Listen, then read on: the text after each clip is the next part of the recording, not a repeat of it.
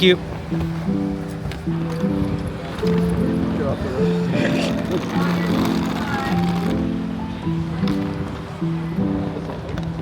Yeah.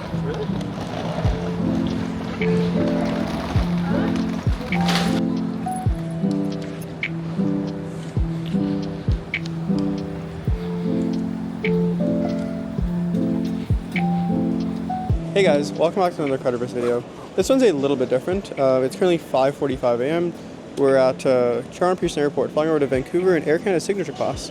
So yeah, and how are you feeling? Pretty good. I've only flown signature class once before, and that was literally 2 weeks ago.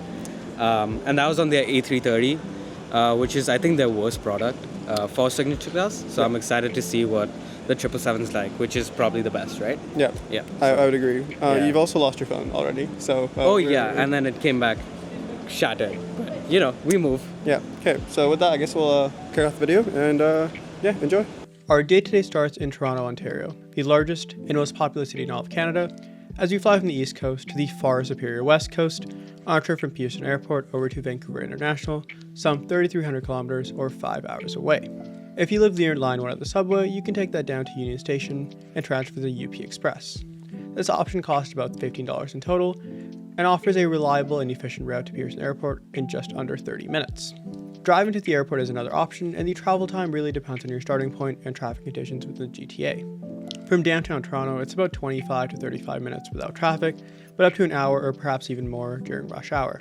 It's a bit better from North York, about 20 to 30 minutes off peak, and about 40 to 60 minutes during rush hour. And from Mississauga, which is right next to the airport, it's about 15 to 25 minutes, usually not super affected by the rush hour traffic. We opted to take an Uber this morning, and the ride cost us about $25 from North York. It took about 20 minutes thanks to the light traffic at the time.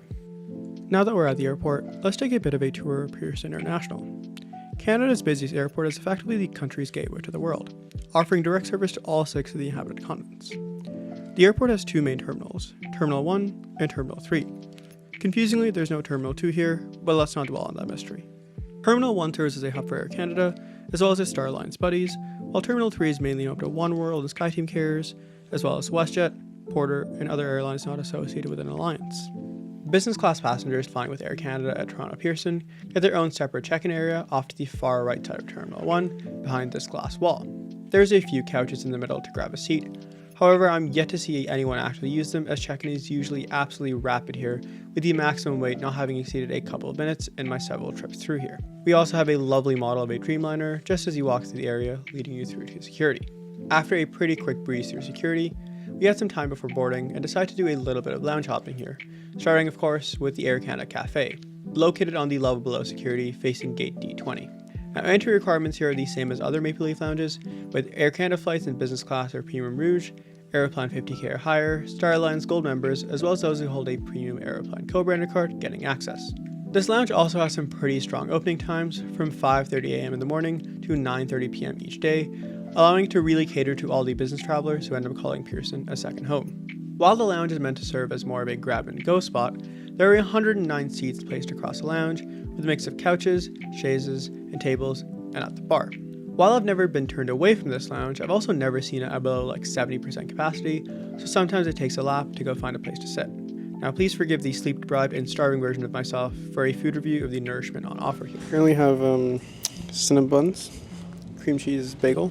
This is a Thai chicken wrap, so we'll see how that is. Sandwiches, overnight oats, hummus vegetable wrap, iced coffee, and some apple juice. So we'll report back when we're done. Ryan, what are your thoughts on the food? I thought the food was good. This coffee is okay. It's not the best coffee I've had. I picked this up thinking it was some sort of fruit juice. Turns out it's iced tea. But we had cinnamon buns, which are no more. And there's a reason they're no more. They were really, really good. This was okay. The wrap was okay. But yeah, solid stuff. Having a little bit more time left until boarding, let's go on a short tour of the larger Maple Leaf Lounge. So I'm in the Air Canada Maple Leaf Lounge. This is not the Air Canada Cafe. That was different. That's where we ate. Just thought I'd come and check out this lounge and see what it's like, because when you are booked on Air Canada's signature class, you get access to both the Air Canada Cafe and the Air Canada Maple Leaf Lounge. Both Alia and I think that the Maple Leaf Lounge is quite inferior compared to the Air Canada Cafe.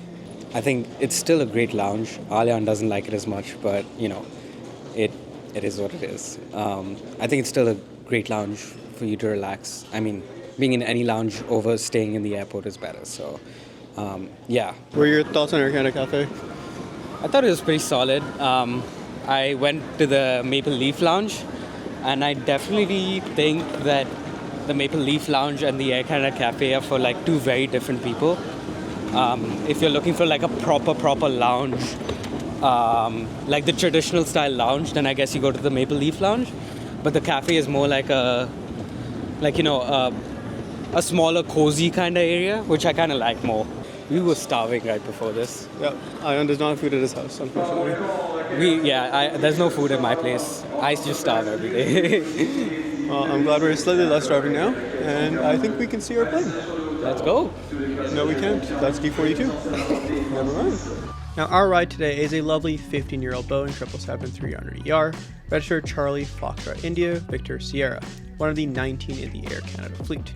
Now, to note here, this example is also adorned with the older toothpaste livery as opposed to the refreshed raccoon livery, which I do have a slight preference towards. After the standard procedure of a 1-hour Air Canada delay, we did start boarding to the 2L door. Unfortunately, no glass jetway on this occasion.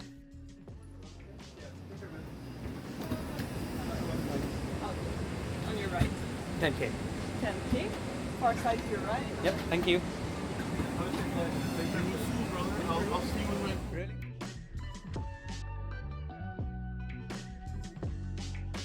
Almost all of Air Canada's mainline wide-body fleet, save for a few A330s and the newly reintroduced 767s, are outfitted in the Collins Aerospace Super Diamond seats in a reverse herringbone 1-to-1 configuration, with our example having 40 such suites on offer, spread across a main cabin and a more private mini cabin of just 14 seats. It's also worth noting here that Air Canada didn't opt for the Super Diamond seat that had a door, unlike some other carriers such as British Airways and Etihad, which is a little bit unfortunate, but I'll let you guys know my thoughts on the privacy in just a second. All the window seats here are nearly identical, with the only difference really being the number of windows you get to call yours. I would say middle seats are slightly better for people traveling together, but of course with that divider in the middle, you actually really can't see your companion, so I'm very partial to booking one window or one aisle, or two window seats together, which is what Ion and I ended up doing. Having experienced all iterations of Air Canada's signature class seat, I can confidently say they've done a pretty solid job maintaining consistency across the entire wide-body fleet. While the seat design itself doesn't really stand out as particularly extravagant, at least compared to some other options on offer, it has a very clean and modern aesthetic that's super easy to appreciate. The muted, tasteful color palette adds an understated elegance, really creating a calming environment that complements the overall premium feel of the cabin. I think it really strikes a balance between functionality and style, making the space feel both practical and also refined. First off on the seat, fairly standard for any signature class product. Get your tray table out here, comes down, pretty nice, folds out like this. Show you a little bit later during lunchtime, or breakfast time I guess for us.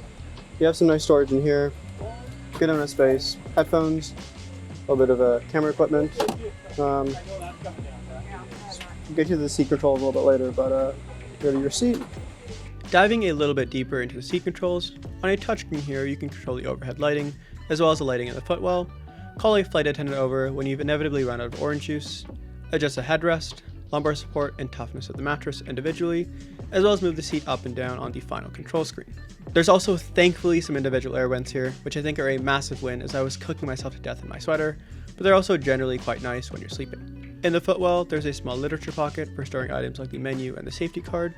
Below an armrest that's clearly showing its age, and one I'm currently striving to lower, you'll find a compact storage compartment really ideal for those water bottles or the provided headphones.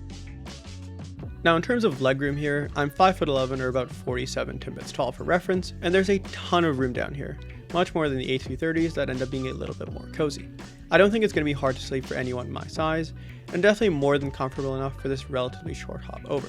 There is unfortunately no amenity kit provided on this flight, not super unsurprisingly, but on some of the night flights I've taken in this cabin, you do get that same Aqua de Parma kit given out to international signature class passengers.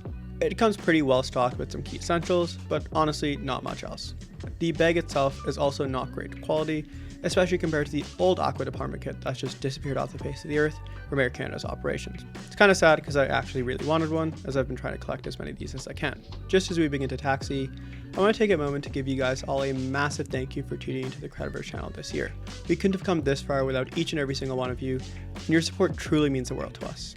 As we wrap up the year, we also want to wish you guys a joyful and restful holiday season, filled with some really good times with family and friends, and even better memories.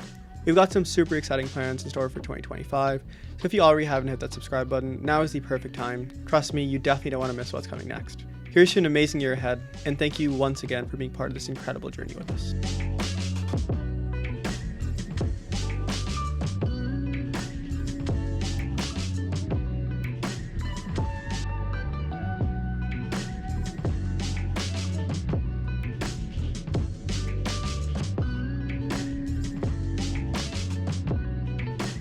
Now finally Airborne, let's take a look at what we have for in-flight entertainment today.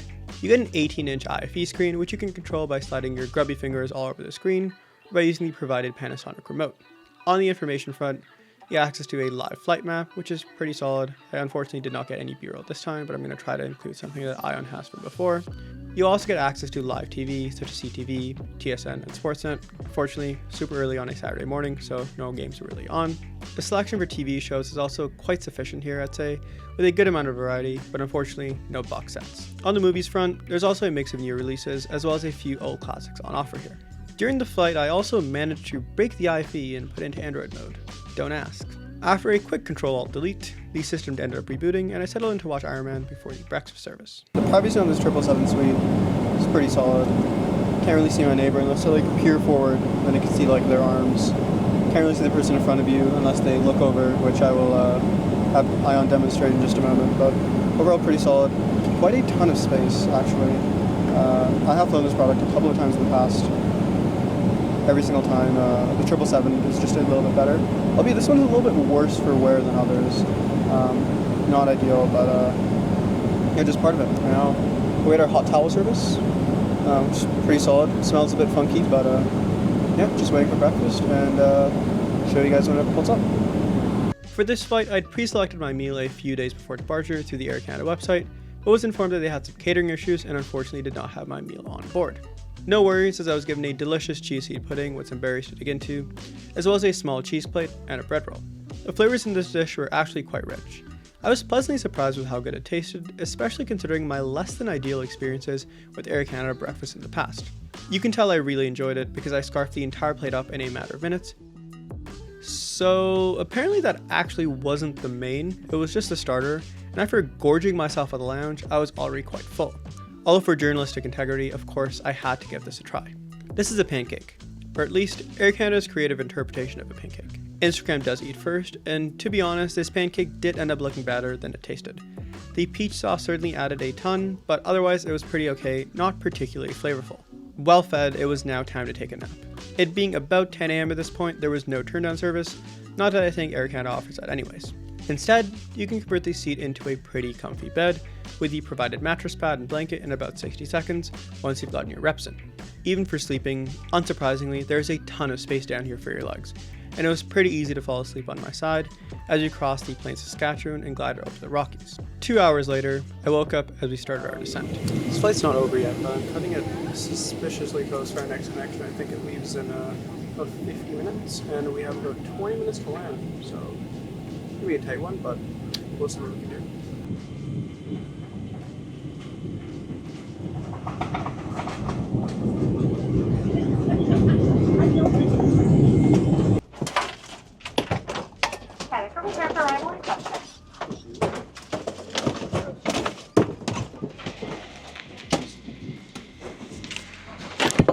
Overall, I'd say the Signature Class experience was actually pretty good. Definitely one of the better ones I've had over the past couple of years. The hard product was certainly a little bit worn out, but I don't think it really affected the enjoyment of the flight at all, as I had a pretty busy 2 weeks before and I was just really looking forward to getting some nice rest over a 5-hour flight. Food itself was overall also pretty solid. Of course, it doesn't really hold up a candle to some of the other Asian carriers or carriers from the Gulf, but that's really to be expected. I paid 25,000 points and about $50 in taxes and fees for this flight during Thanksgiving weekend, which I would call an absolute steal. If you can get it for that price, I would definitely go forward with it, but I wouldn't pay anything over 30,000 points for about a 5-hour flight, just because I think there's much better opportunities to redeem your points, especially with partners when you're going up to Asia or perhaps to Europe. Anyways, I hope you guys really enjoyed this video. If you want more of these kinds of videos really sprinkled in between some of the other credit card content we do let us know down in the comments below. And if you're wondering if I made my connection, we did once again make it on, so yeah, we're good. We'll see you guys soon.